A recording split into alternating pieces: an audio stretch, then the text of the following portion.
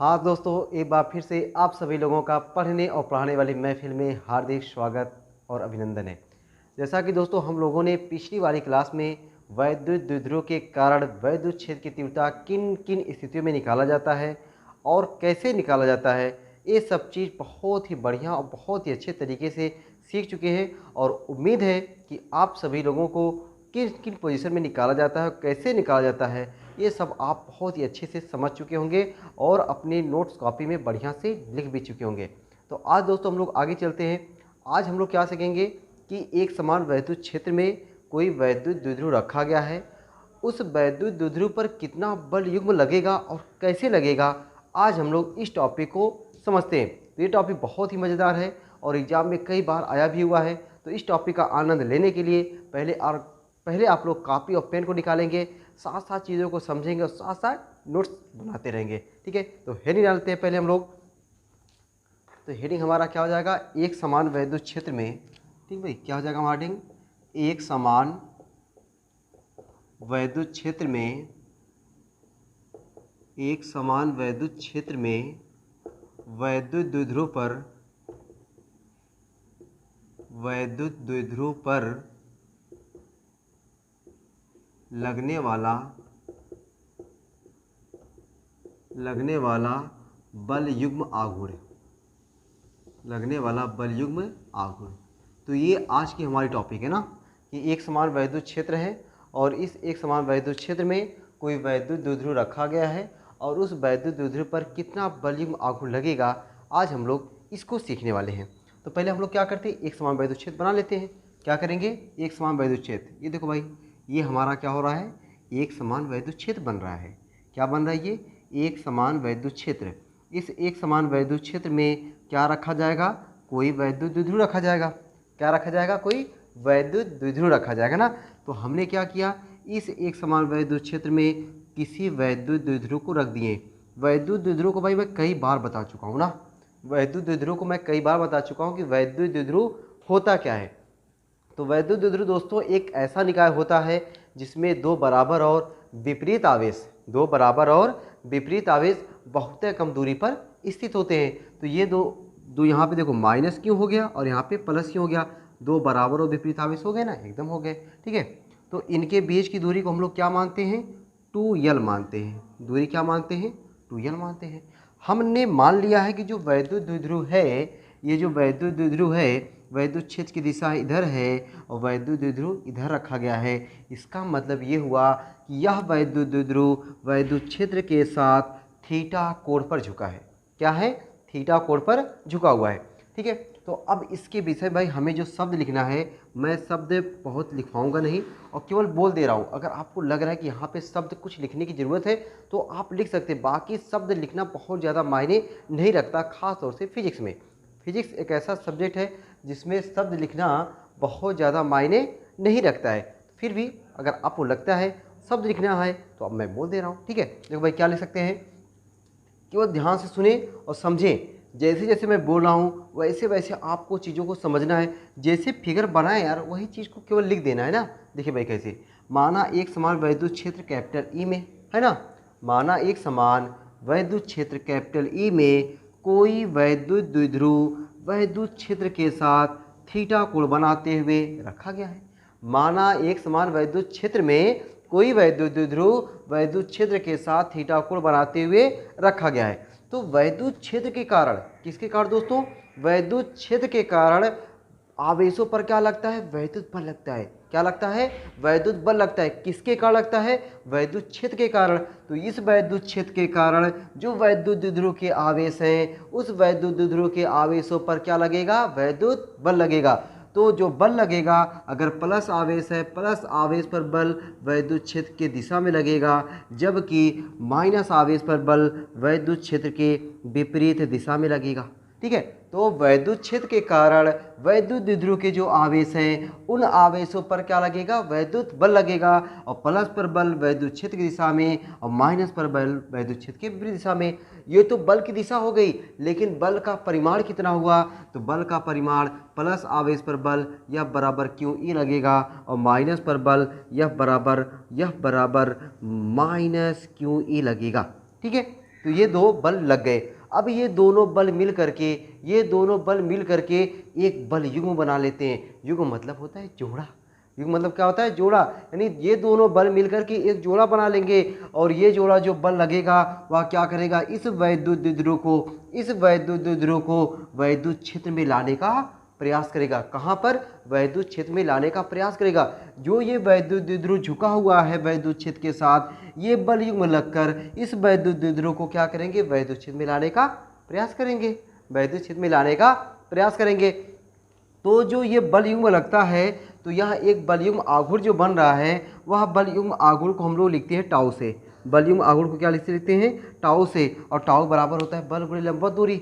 बल गुणे लंबवत दूरी। तो भाई जो मैं शब्द बोल रहा था आपको, वह शब्द पहले पूरा कर लेते हैं कि माना एक समान वैद्युत क्षेत्र कैपिटल ए में कोई वैद्युत द्विध्रुव वैद्युत क्षेत्र के साथ थीटा कोण बनाते हुए रखा गया है। वैद्युत द्विध्रुव के आवेश प्लस क्यू व माइनस क्यू पर एक बल यह बराबर क्यू ई तथा यह बराबर माइनस क्यू ई है ना।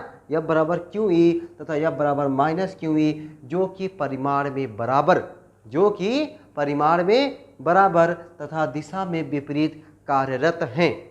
जो कि परिमाण में बराबर तथा दिशा में विपरीत कार्यरत हैं, जो एक बल युग्म का निर्माण करते हैं। जो एक बल युग्म आघूर्ण का निर्माण करते हैं और यह बल युग्म आघूर्ण वैद्युत द्विध्रुव को वैद्युत क्षेत्र में लाने का प्रयास करता है। इतना आपको शब्द अगर लग रहा है, लिखने की ज़रूरत है, तो कॉपी में छाप देना। तो अब हम लोग इसका डेरिवेशन करते हैं। ठीक है, इसका क्या करते हैं? डेरिवेशन करते हैं कि जो बल युग्म आघूर्ण लगेगा उसका मान कितना होगा। एक समान वैद्युत क्षेत्र में जो वैद्युत द्विध्रुव रखा हुआ है उस पर जो बल युग्म आघूर्ण काम कर रहा है वह कितना काम कर रहा है, इसका हमें एक्सप्रेशन चाहिए, व्यंजक चाहिए। तो व्यंजक को कैसे निकालते हैं, ये चीज़ हम लोग समझते भाई। तो जो बल युग्म आघूर्ण है, बल युग्म आघूर्ण को क्या लिखते हैं? टाउ से। और टाउ बराबर क्या होता है भाई? टाउ बराबर होता है बल गुणे बलों को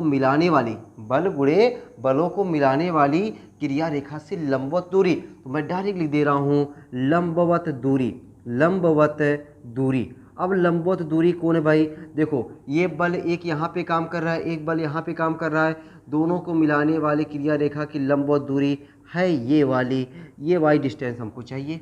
ठीक है, ये वाई डिस्टेंस हमको चाहिए। ये वाई डिस्टेंस कितनी होगी? तो अगर मैं यहाँ से इसको ये भी मिला दे सकता हूँ, एकदम से देखो ये यहाँ से इसको मिला दे रहा हूँ।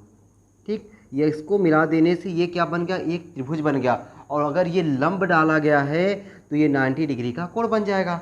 अगर ये लंब डाला गया है तो ये 90 डिग्री का कोण बन गया। अगर ये 90 डिग्री का कोण है तो 90 के सामने की भुजा कर्ण हो गया और जो थीटा होता है उसके सामने की भुजा लंब हो गया। और लंब तो दिख भी रहा है, तो ये लंब हुआ, ये कर्ण हुआ, ये आधार हुआ। हमको क्या चाहिए? लंब चाहिए। तो मान लेता हूँ मैं, आप भी मान लो कि ये भुजा कितनी है? यक्स है। इसको हमने क्या कर लिया? मान लिया है। ठीक है, तो अब हमें यक्स का मान चाहिए। तो देखो भाई जरा ध्यान से समझना, हमें क्या चाहिए? इस भुजा का मान चाहिए।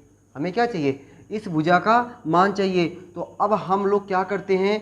त्रिकोणमितीय अनुपात यूज कर लेते हैं। मेरे भाई लंबवत दूरी हमको चाहिए और लंबवत दूरी को हमने क्या मान लिया हुआ है? यक्स मान लिया हुआ है। लंबवत दूरी को हमने क्या मान लिया हुआ है? यक्स मान लिया हुआ है। और इस यक्स का मान निकालने के लिए हम लोग क्या करेंगे? त्रिकोणमितीय अनुपात का यूज करेंगे। तो अब थोड़ा सा 2 मिनट पहले हम लोग त्रिकोणमितीय अनुपात पे चर्चा ही कर लेते हैं, ताकि ये जहाँ भी आए तो आपको डर न लगे कि त्रिकोणमितीय अनुपात होता क्या है और कैसे पता चलेगा कौन कहाँ पे यूज हो रहा है, ताकि आपको एकदम समझ के, ठीक है, एकदम कॉन्सेप्ट क्लियर होके जब आपको लगेगा तब आप बहुत ही अच्छे तरीके से समझ पाएंगे। तो आपको यहाँ पे रटने की जरूरत नहीं पड़ेगी ना कि हाँ यह चीज़ यहाँ पे कैसे हुआ है ये रट ले, रटने की जरूरत नहीं है। तो मैं बता रहा था कि त्रिकोणमितीय अनुपात कितने होते हैं? 3 होते हैं। तो होते तो 6 हैं त्रिकोणमितीय अनुपात, साइन, कॉस, टैन, कोसेक, सेक, कॉट, ये 6 त्रिकोणमितीय अनुपात होते हैं। लेकिन हम लोग मेन 3 को मानते हैं। ठीक है, हम लोग क्या है? सभी मानते हैं 3 ना। कौन कौन से 3 मानते हैं भाई? Sine, cos, tan. Sine, cos, tan 3 main होते हैं। बाकी साइन का उल्टा कोसेक, कॉस का उल्टा सेक, टैन का उल्टा कॉट होता है। तो 3 मेन त्रिकोणमितीय अनुपात हो गए। एक पहला हो गया साइन, दूसरा हो गया कॉस, तीसरा हो गया टैन। अब इसके आगे थीटा भी लग सकता है, अल्फा भी लग सकता है, और जो भी यहाँ पे जो कोण हो, जो झुकाव माना गया हो वो लगा सकते हैं। तो साइन बराबर होता है, सबको पता है भाई, लंब बटे कर्ण।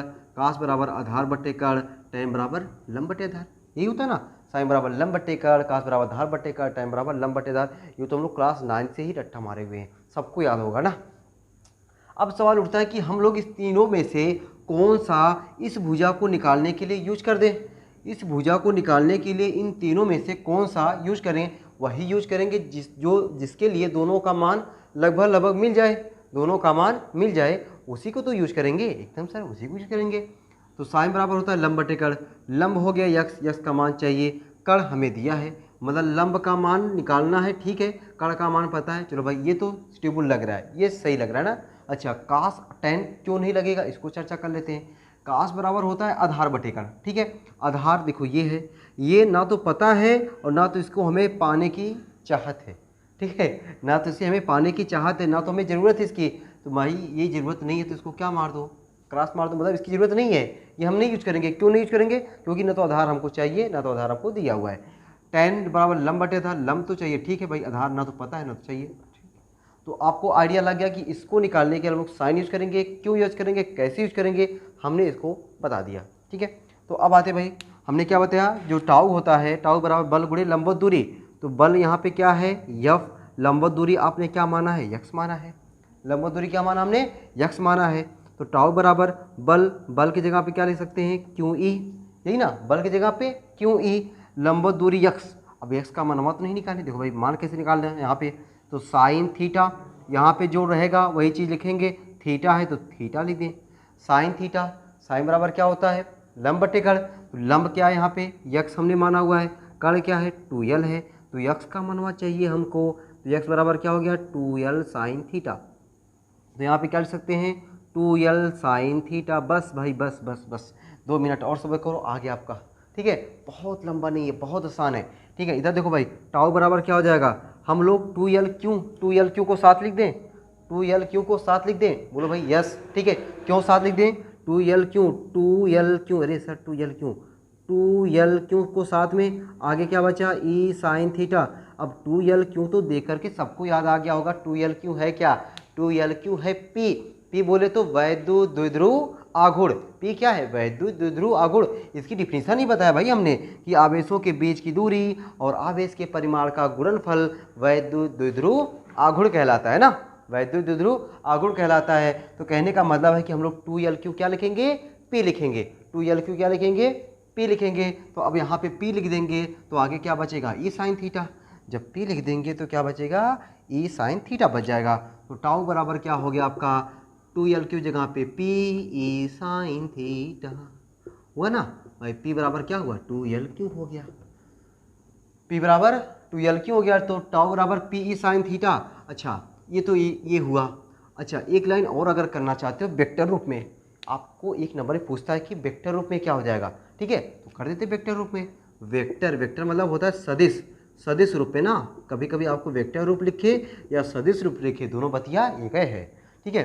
तो सदिश रूप में क्या हो जाएगा वेक्टर टाउ, वेक्टर टाउ बराबर, अच्छा A B sine theta, A B sine theta क्या होता है vector A cross vector B, तो यहाँ पे पी ई साइन थीटा है तो vector P cross vector E, वाह सर गजब, vector P cross vector E हो गया ना, एकदम सर हो गया, ठीक। तो ये रहा भाई क्या कि एक समान वैद्युत क्षेत्र में कोई वैद्युत द्विध्रुव रखा गया है, उस पर लगने वाला बलयुग्म आघूर्ण हम लोग कैसे निकालते हैं।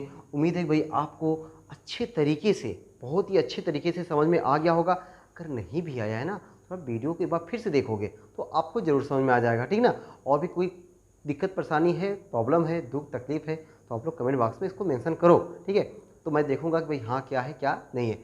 आते हैं थोड़ा इस पर कुछ और चर्चा करते हैं कि हमारा अगर वैद्युत द्विध्रुव, ठीक है, ये जो वैद्युत द्विध्रुव है ये प्रेजेंट टाइम में मतलब इस पोजीशन में क्या है कि वैद्युत क्षेत्र इधर है, वैद्युत क्षेत्र के साथ थीटा कोण बनाते हुए रखा गया है।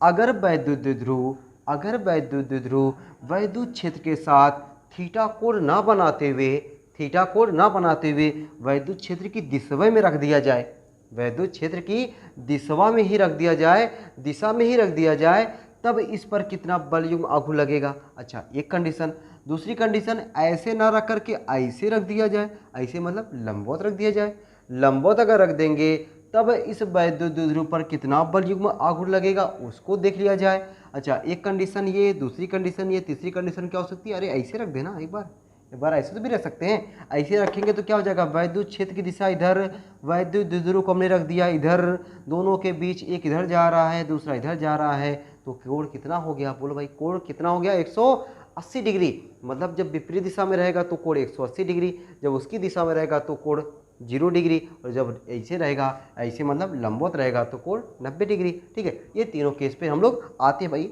चर्चा कर लेते हैं। तो पहला केस क्या हो जाएगा, तो आप लोग शब्द में लिख दोगे क्या, कि जब वैद्युत द्विध्रुव वैद्युत क्षेत्र की दिशा में हो, जब वैद्युत द्विध्रुव वैद्युत क्षेत्र की दिशा में हो, जब दिशा में रहेगा तो थीटा बराबर 0 डिग्री, थीटा बराबर 0 डिग्री कब है, जब वैद्युत द्विध्रुव वैद्युत क्षेत्र की दिशा में रहेगा। अच्छा, अब थीटा का मान ले जा करके इसको अगर समीकरण प्यार से 1 बना दो तो वही समीकरण 1 में रख सकते हो। जब समीकरण 1 में रखेंगे तो टाउ बराबर क्या हो जाएगा, पी ई साइन 0 अंश, और साइन 0 अंश का मान तो भाई हर एक लड़का लड़की को याद हो गया है, हर एक को याद हो गया है कि साइन 0 अंश का मान 0 होता है। ठीक है, तो टाउ बराबर क्या हो गया 0, टाउ बराबर क्या हो गया 0। अगर टाउ बराबर 0 इसका मतलब क्या हुआ कि अगर वैद्युत द्विध्रुव वैद्युत क्षेत्र की दिशा में रखा है तो उस पर कौनो बलयुग्मागुण कार्य नहीं करेगा, उस पर कोई बलयुग्मागुण कार्य नहीं करेगा। कब, जब वैद्युत द्विध्रुव वैद्युत क्षेत्र की दिशा में रहेगा। ठीक है, दूसरा चर्चा कर लेते हैं। दूसरा क्या हो जाएगा आपकी बार, आप शब्द में लिखोगे क्या, यदि वैद्युत द्विध्रुव वैद्युत क्षेत्र के लंबवत हो, यदि वैद्युत द्विध्रुव वैद्युत क्षेत्र के क्या हो, लंबवत हो, जब लंबवत रहेगा तो थीटा बराबर 90 डिग्री। अब यही थीटा का मान कहाँ रख दें, समीकरण 1 में रख दें। जब समीकरण 1 में रख देंगे तो टाउ बराबर पी ई साइन 90 अंश, और साइन 90 अंश का मान 1 होता है, साइन 90 अंश का मान क्या होता है 1 होता है। और क्या बचा आपको, टाउ बराबर पी ई, क्या बचा, टाउ बराबर पी, और ये जो टाउ बराबर पी ई आया है ना, यही सबसे ज़्यादा होता है, तो सबसे ज़्यादा होता है उसको हम लोग लिख देते हैं टाउ मैक्सिमम। क्या लिख देते हैं, टाउ मैक्सिमम। मतलब अगर वैद्युत द्विध्रुव वैद्युत क्षेत्र की दिशा के लंबवत हो, तब उस पर लगने वाला जो बल युग्म आघूर्ण होता है ना, सबसे ज़्यादा होता है। सबसे ज़्यादा कब होगा, जब वैद्युत द्विध्रुव वैद्युत क्षेत्र के लंबवत हो। अगर वैद्युत द्विध्रुव वैद्युत क्षेत्र के लंबवत रहेगा ना, तो उस दशा में क्या होगा, जो बल युग्म आघूर्ण लगेगा सबसे ज़्यादा होगा। ठीक है, सबसे ज़्यादा हो जाएगा। एक और देख लेते हैं, तीसरा। अच्छा, एक चीज़ और भाई, यहाँ से आप P की डिफिनीशन निकाल सकते हो। P मतलब वैद्युत द्विध्रुव आघूर्ण। तो अगर P की डिफिनीशन निकालना चाहते हो तो हालांकि एक डिफिनीशन तो पर्याप्त है, P बराबर 2L क्यों, लेकिन अगर यहाँ से भी डिफिनीशन निकालना चाहते हो, अपना भावकाल बनाना चाहते हो तो निकालो भाई। कैसे निकाल सकते हो, तो P बराबर क्या हो जाएगा, टाउ मैक्सिमम, बोलो भाई टाउ मैक्सिमम बटे ई, हो जाएगा नहीं, एकदम सर। P बराबर क्या हो जाएगा, टाउ मैक्सिमम बटे ई। तो टाउ मैक्सिमम क्या है, लगने वाला अधिकतम बल युग्म आघूर्ण है, और ई क्या है, वैद्युत क्षेत्र है, और नीचे है तो एकांक बोल देंगे। और वैद्युत द्विध्रुव इस पोजीशन में क्या रहेगा, लंबवत रहेगा। वैद्युत द्विध्रुव इस पोजीशन में क्या रहेगा, लंबवत रहेगा। इसका मतलब है डिफिनीशन सुनो और मन कहे तो लिखो, सुनो और मन कहे तो लिख देना, क्या कि एक समान वैद्युत क्षेत्र के लंबवत, एक समान वैद्युत क्षेत्र के लंबवत। भाई वैद्युत क्षेत्र हमारा क्या है, एक समान है, नीचे है तो एकांक है, एक समान, या इसे बोले एकांक वैद्युत क्षेत्र के लंबवत, ठीक ना, या एक समान एकांक वैद्युत क्षेत्र के लंबवत, कुछ भी बोल सकते हैं। तो मेरा मानना यह है भाई आप एकांक वैद्युत क्षेत्र के लंबवत लिखो, एकांक वैद्युत क्षेत्र के लंबवत स्थित वैद्युत द्विध्रुव पर, एकांक वैद्युत क्षेत्र के लंबवत स्थित वैद्युत द्विध्रुव पर लगने वाले अधिकतम बल युग्म आघूर्ण को क्या बोलेंगे, वैद्युत द्विध्रुव आघूर्ण बोलते हैं। लगने वाले अधिकतम बल युग्म आघूर्ण को वैद्युत द्विध्रुव आघूर्ण कहते हैं। ठीक है, एकदम सर ठीक है। अब आ जाओ भाई तीसरा केस। यस सर, तीसरा केस क्या हो जाएगा भाई, अगर तो आप लोग शब्दों में लिखोगे ना, शब्द में क्या लिखोगे पहले आप लोग, कि यदि वैद्युत द्विध्रुव क्या हो, वैद्युत क्षेत्र के विपरीत दिशा में हो। यदि वैद्युत द्विध्रुव वैद्युत क्षेत्र के विपरीत दिशा में रहेगा तो जो आपका थीटा है ना, वह कितना बन जाएगा, 180 डिग्री बन जाएगा। जो आपका थीटा है वह कितना बन जाएगा, 180 डिग्री बन जाएगा। और यही मान ले जाके किस में रख देना है, समीकरण नंबर 1 में रख देना है। जब समीकरण नंबर 1 में रखेंगे तो टाउ बराबर क्या हो जाएगा, पी ई साइन 180 अंश, और साइन 180 अंश का मान याद कर लो कि साइन 180 अंश का मान 0 होता है। साइन 180 अंश का मान क्या होता है? 0 होता है। तो 0 रखोगे तो टाउ बराबर क्या मिल जाएगा? 0 मिल जाएगा। तो टाउ बराबर क्या मिल जाएगा? 0 मिल जाएगा। ठीक है, तो ये चीज़ रहा भाई कि आपका अगर एक समान वैद्युत क्षेत्र है, उस एक समान वैद्युत क्षेत्र में कोई वैद्युत द्विध्रुव रखा गया है, तो उस पर लगने वाला बलयुग्म आघूर्ण कितना होता है? अगर मैं पूछूं कितना होता है, तो आपका जवाब क्या आएगा कि P इज साइन थीटा होता है। वेक्टर रूप में क्या होता है? वेक्टर टाउ बराबर vector P cross vector E होता है। अधिकतम कब होता है? जब वैद्युत द्विध्रुव वैद्युत क्षेत्र के लंबवत होता है। शून्य कब होता है? जब वैद्युत द्विध्रुव वैद्युत क्षेत्र की दिशा में या विपरीत दिशा में हो। वैद्युत क्षेत्र की दिशा में या वैद्युत क्षेत्र के विपरीत दिशा में हो, उस दशा में कौनो बलयुग्म आघूर्ण नहीं लगेगा। ठीक है, तो ये रही टॉपिक, और उम्मीद है कि भाई आपको ये टॉपिक बहुत ही अच्छे से समझ में आ गई होगी। ठीक है, तो अब हम लोग क्या करेंगे भाई? क्या करेंगे बताओ? अब हम लोग क्या करेंगे कि इस चैप्टर के, ठीक है, इस चैप्टर के जितने भी इंपॉर्टेंट क्वेश्चंस बनते हैं, जिससे हमने यहाँ पे वैद्युत क्षेत्र की तीव्रता सीखा, ठीक है, हमने वैद्युत द्विध्रुव के कारण वैद्युत क्षेत्र की तीव्रता सीखा, साथ ही साथ हमने एक समान वैद्युत क्षेत्र में लगने वाला बलयुग्म आघूर्ण सीखा। तो इन सभी पर मिला करके कम से कम 2 वीडियो न्यूमेरिकल की धमाकेदार लेकर आएंगे। ठीक है, धमाकेदार 2 वीडियो न्यूमेरिकल की। और आपको भाई अगर न्यूमेरिकल पसंद नहीं है तो उम्मीद करते हैं कि अगर आपने शिद्दत के साथ, बड़ी ईमानदारी के साथ, ठीक है, अगर न्यूमेरिकल को देखेंगे तो पक्का समझ में आएगा। ठीक है, क्योंकि अभी मेरा स्टार्टिंग में न्यूमेरिकल बताने का मकसद ये रहेगा कि आपका जो कैलकुलेशन पोर्शन है उसको ज़्यादा से ज़्यादा मजबूत किया जाए। और मजबूत तभी होगा जब आप लोग वीडियो देखने के बाद अपने मन से खुद प्रैक्टिस करोगे। देखो भाई, जब तक आप प्रैक्टिस नहीं करोगे, जब तक आप अपनी ताकत को नहीं पहचानोगे, तब तक हम बस केवल आपको कह सकते हैं ऊर्जा दे सकते हैं, लेकिन वह ऊर्जा तभी मतलब अच्छे रिजल्ट में कन्वर्ट हो पाएगी जब आप खुद काम करोगे। ठीक है ना, तो आपको खुद काम करना है।